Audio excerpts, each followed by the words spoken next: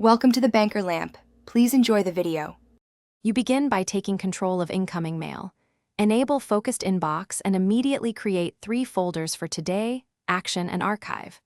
Once done, add quick rules that move newsletters and notifications out of view, and mark VIP contacts so you only get alerts for critical messages. Make sure to pin the calendar and task pane. This connects email to your schedule.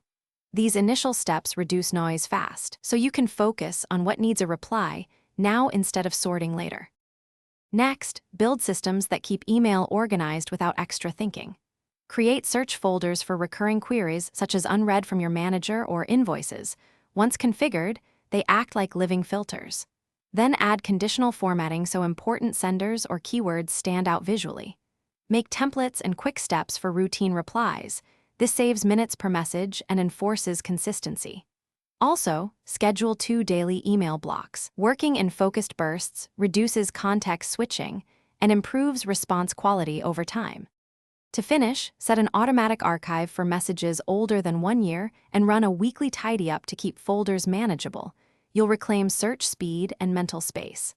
Make sure sync settings replicate across your phone and desktop, and verify the server connection after major changes.